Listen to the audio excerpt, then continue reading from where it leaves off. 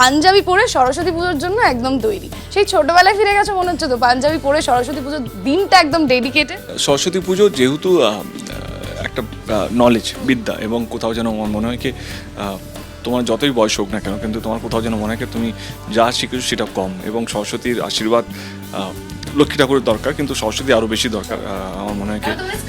Correct correct correct knowledge হচ্ছে, আজকে যত নলেজ হবে তত তোমার সম্মান বাড়বে। তো আমার মনে হয় কি সরস্বতী ঠাকুরের উপর আমার বেশি বিশ্বাস এবং আস্থা, এবং পুজো পাঠের মধ্যে এমনি থাকতেও ভালোবাসি একদম। আর কাল থেকে যেহেতু শুটিং শুরু হচ্ছে, তার জন্য বেশি করে একটু মায়ের আশীর্বাদ নেওয়া, তাই না?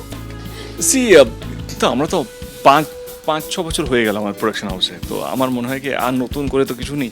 বাট হ্যাঁ, মানে যেহেতু একটা ক্রিয়েটিভ ফিল্ডের মধ্যে একটা পজিটিভ এনার্জি হিসেবে কাজ করে, ওই পজিটিভ এনার্জির মধ্যে থাকতে ভালোবাসে। সরস্বতী পুজোর যেই স্পেশাল থালার দিকে থাকে সেটা হচ্ছে ভোগের থালা আর কুল, আর সেটার প্রতি কি তোমার দুর্বলতা রয়েছে? মানে কুল খাওয়ার জন্য অপেক্ষা করে থাকো?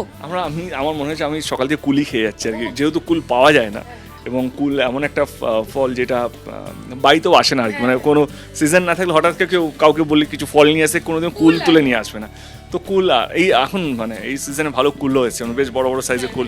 তো মানে আজকে সকাল থেকে আমরা কুলের উপরেই আছি আর কি।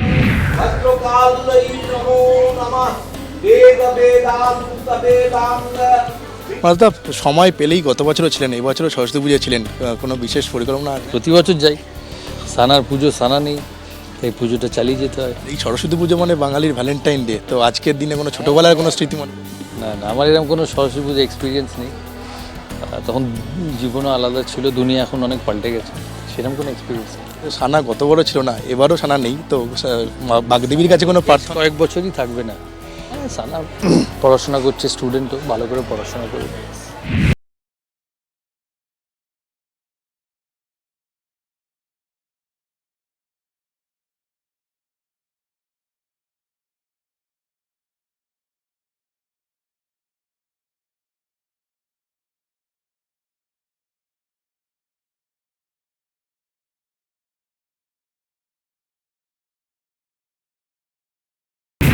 আচ্ছা, আয়োজন করেছি না, একটা মহাভারত লেখা হয়ে যাবে যদি বলতে যাই। কারণ কুমারটুলির এপার থেকে ওপার, ওপার থেকে ওপার পছন্দ, শাড়ি পছন্দ হতে খুব সময় লাগে জানি, কিন্তু কুমারটুলিতে গিয়ে ঠাকুর পছন্দ হতে হতে শেষ ঠাকুর দেখে সেই ঠাকুরটি আবার সমস্ত অঙ্গভূষণ পরিবর্তন করে যেভাবে যদি আপনাদের ভালো লেগে থাকে, সেটা হলো বৈশাখী বন্দ্যোপাধ্যায়ের একেবারে মানে একদম পরিকাঠামোটাকে বাস্তবায়িত করা। আপনি বলতে চাইছেন ঠাকুর পছন্দ করতে গিয়ে আপনি প্রত্যেক দিন যে শরীরচর্চা করেন সেটা দুবার করা হয়েছে? হ্যাঁ, প্রায় দুবার কেন 3বার হয়েছে। এবং সেটাতে দাদা একটু সেলফি হবে, দাদা একটা ছবি হবে, এই অনুরোধ রাখতে রাখতে রাখতে রাখতে একেবারে গলির ডান দিকের বাঁ দিকের গলির এই প্রান্ত থেকে ওই প্রান্তের স্মরণে আমরা পৌঁছেছি। কিন্তু ভীষণভাবে এটা একটা অন্য ধরনের অভিজ্ঞতা। আমার বাড়ির পুজো, তো আমি তো সবসময় চাইবো যে আমি সবটুকু একেবারে নিখুঁতভাবে করার। তো শোভন ভীষণভাবে এনকারেজ করে যে একটাই জায়গায় গিয়ে একটাই হয়তো প্রতিমা দেখে সেই প্রতিমাকেই সঙ্গে সঙ্গে বাড়িতে নিয়ে আসা।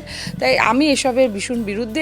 এই অভিযোগ প্রত্যেক বছর করে, আমি কান দিই না, এরকম সারা জীবন করবে, আর আমি আমার মতো চালিয়ে যাব।